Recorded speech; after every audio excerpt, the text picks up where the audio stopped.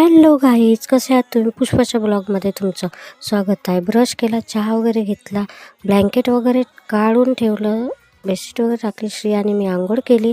तर श्री रडत होती. तयारी वगैरे करून दिली का तिचं रडणं चालूच असते.